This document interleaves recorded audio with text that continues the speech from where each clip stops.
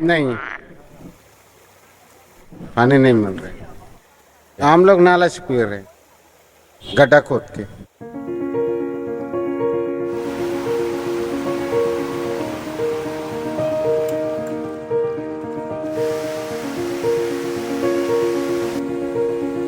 छोटा सा किनारे में एक एक बना लेंगे, उसमें हल्का सा गड्ढा करके मट्टी को किनारे करके उसमें से जो पानी छन के आता है उसको बोलते हैं चूहा।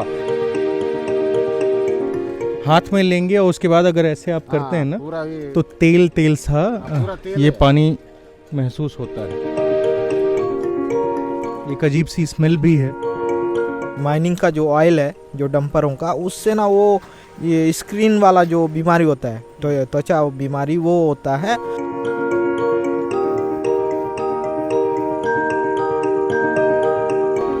सब अपने जिम्मेदारी से मुकर जाते हैं, परंतु गांव वाले उसी स्थिति पे एक जीवन जीने में आज मजबूर है, उसी पानी पीने को मजबूर है।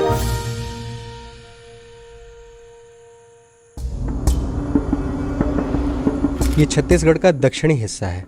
इस हिस्से को बस्तर डिवीजन कहा जाता है। 39,177 स्क्वायर किलोमीटर के इस हिस्से पर बसे हैं बस्तर डिवीजन के 7 जिले, और इन 7 जिलों में बसने वाले आदिवासियों की आस्था के केंद्र में है यहाँ की प्रकृति। बस्तर के इन जिलों को कुदरत ने अनूठे सौंदर्य के साथ साथ समृद्ध खनिज संपदा से नवाजा है। इस दक्षिणी हिस्से के 7 जिलों को बस्तर संभाग के नाम से जाना जाता है। इसमें बस्तर के अलावा दंतेवाड़ा, बीजापुर, नारायणपुर, सुकमा, कोंडागांव और कांकेर जिले शामिल हैं, और शामिल हैं इन जिलों में रहने वाले लोगों के जीवन में घुला हुआ लाल पानी। हम दंतेवाड़ा से करीब 30 किलोमीटर दूर पुराना मार्केट बचेरी बाज़ार में हैं। बचेरी बाज़ार में यहाँ इसलिए आए हैं कि आपको बताएं कि यहाँ लाल पानी का एक सागर बह रहा है।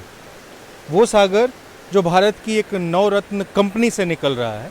हम जहाँ खड़े हैं वहाँ से करीब 1 से 1.5 किलोमीटर की दूरी पर एक कंपनी है, बता देता हूँ मैं, NMDC है, भारत की नवरत्न कंपनियों में से एक है। वहाँ माइनिंग का काम चलता है। माइनिंग का काम चलता है तो वहीं से ये वेस्टेज में लाल पानी वहाँ से निकल के आता है, और ये जो पानी है ये जाता है नीचे कुछ और पहाड़ों से गुजरते हुए, और उसके बाद दंतेवाड़ा की जो जीवनदायिनी नदी है संकनी दंकनी, उसमें जाके ये मिल जाता है।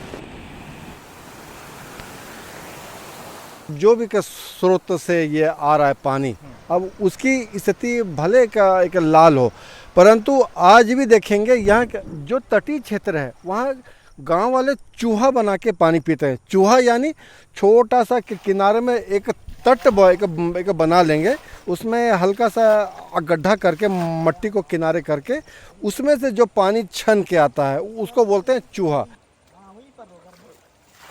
जब आप छत्तीसगढ़ के इन इलाकों में आएंगे, जैसे दंतेवाड़ा से मैं करीब 20-25 किलोमीटर दूर अंदर की तरफ आया हूँ, तो यहाँ पे आएंगे तो आपको मालूम चलेगा कि यहाँ जो आदिवासी लोग रह रहे हैं उन्हें पीने के लिए पानी तक मुहैया नहीं कराया जा पा रहा है। साफ़ पानी जो कि बेसिक नेसेसिटी है वो भी अगर नहीं मिल पा रहा है, तो आप समझ सकते हैं कि हम किस समृद्ध काल में जी रहे हैं और कहाँ रह रहे हैं।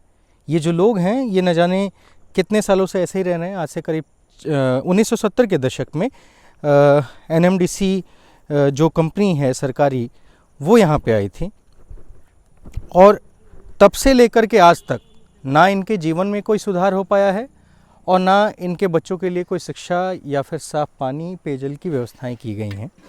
तो मतलब आप ये कह रहे हैं कि ये गड्ढा खोद दिए जाते हैं, तो इसमें पानी कैसे आता कैसे है? ओदे निकल रहे हैं, चार ओदे ओदे अंदर से निकल रहे हैं ना। अच्छा, ओदे पुटुर पुटुर पुटुर हो रहे हैं।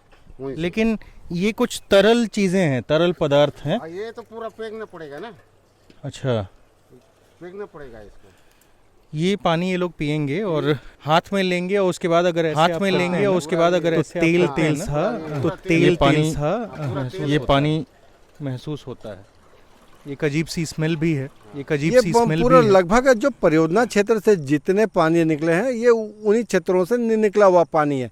ठीक है, पानी आप निकाल रहे हो, पर इसका क्या समाधान है इस एक पानी को? ठीक है, आप अल्टरनेटर कहीं कहीं चेक डैम बनाए, चेक डैम की भी लगातार नियमित सफाई नहीं हो पाती है। जीने की जद्दोजहद में मुश्किल सिर्फ पीने के पानी भर की नहीं है, बल्कि अशिक्षा, कुपोषण, बेरोजगारी और खराब स्वास्थ्य व्यवस्था तक जाती है। मैं बात कर रहा हूँ बस्तर संभाग के उन घर आंगनों की जहाँ तक पहुँचने में सरकार या बहुवचन में कहें तो सरकारों की विकास गाड़ी यहाँ के गड्ढों में फंसकर खराब हो जाती है। खराबी शायद सोच और नीयत की भी हो सकती है और अफसरशाही हट धर्मता की भी। आज तक मैं जब से यहाँ बैलाडीला क्षेत्र में पैदा हुआ तब से कोई इसको स्थायी समाधान करते हुए देखा नहीं। केवल शासन से या एनएमडीसी मुआवजा बांट देने से इसका समाधान नहीं है। एक समय था जब काफ़ी गांव वाले भी आंदोलन करते थे, जब लगातार कोई सुनवाई नहीं होने तो तब वो भी गांव वाले एक समय के बाद उन लोग भी अपना चुप्पी के साथ लिए। इस कारण से अब गांव वाले को भी जो मांगे एक समय के बाद जो आती थी अब वो सुनने को नहीं मिल रही है।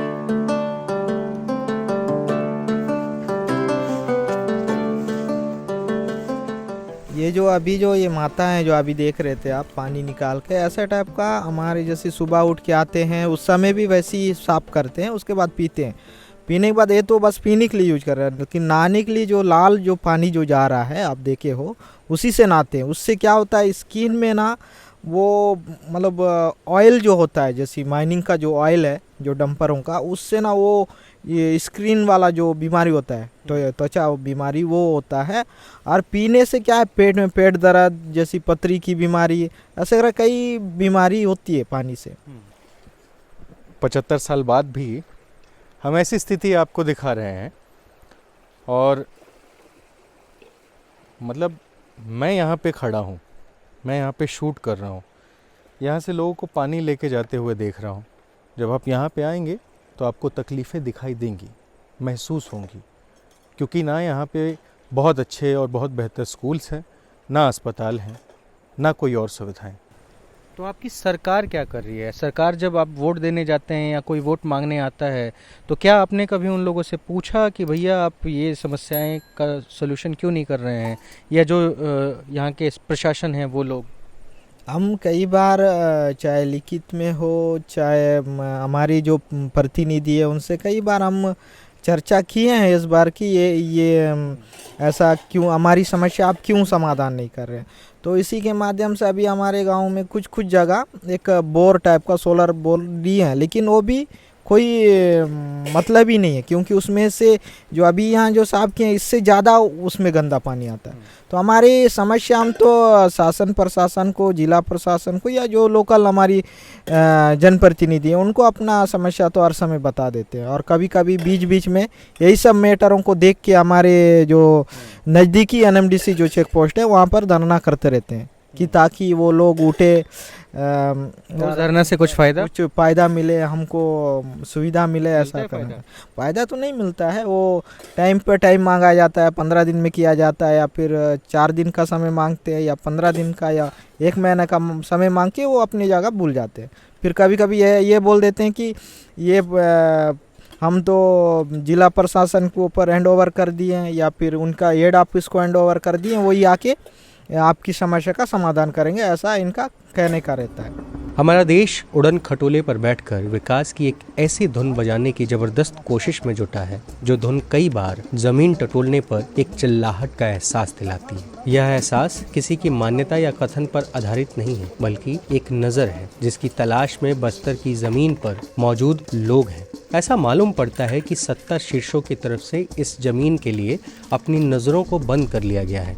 आज आप खुद देख रहे हो हमारी माताएं यहाँ मतलब वही लाल पानी से बर्तन धो रही है जिससे हम खाना पका के मतलब अपने दैनिक जीवन में यूज करने का बर्तन जो खाना पकाते हैं उसी को धो रहे हैं। तो ऐसे टाइप का आज़ाद भारत आज भारतवर्ष में अमृत महोत्सव मना रहे हैं। उस अमृत महोत्सव में उस गांव के लोग आज उस गंदा पानी से ही बर्तन धो रहे हैं। आप इससे बड़ी समस्या और क्या हो सकती है?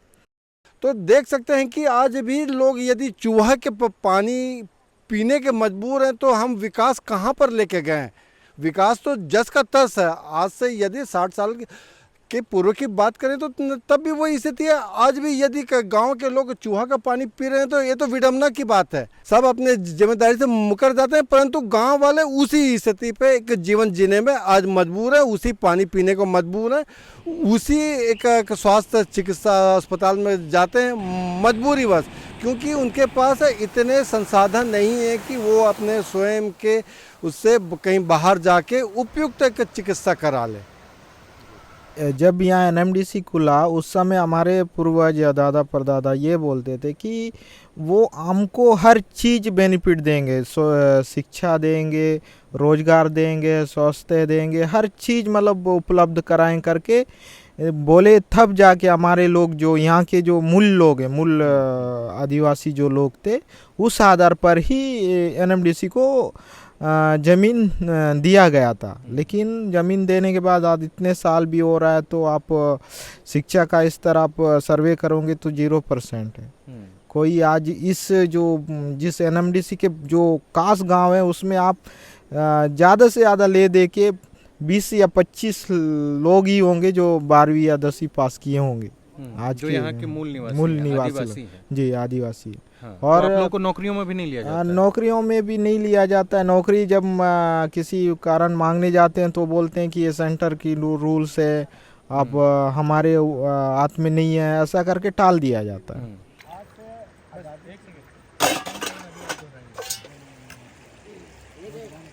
इसके ज़्यादा कुछ नहीं कहेंगे हम लोग। यहाँ से आपको जय हिंद बोलेंगे, लेकिन जय हिंद बोलने के बाद ना हमें उम्मीद है कि शायद सरकार की नज़रें यहाँ तक पहुँचे, क्योंकि हर बार जिस तरीके से वादे किए जाते हैं, अगर वो वादे यहाँ तक पहुँच पाते या फिर यहाँ के ग्रामीणों को, यहाँ के जो पिछड़े लोग हैं, आदिवासी हैं, उनकी आवाज़ें अगर उन तक पहुँचती हैं तो आएँ उनके पास और पहले ये सुधार करें, उसके बाद वोट मांगें। तो फिलहाल यहाँ से बस इतना ही। मेरा नाम अनिल शारदा है। बहुत बहुत धन्यवाद।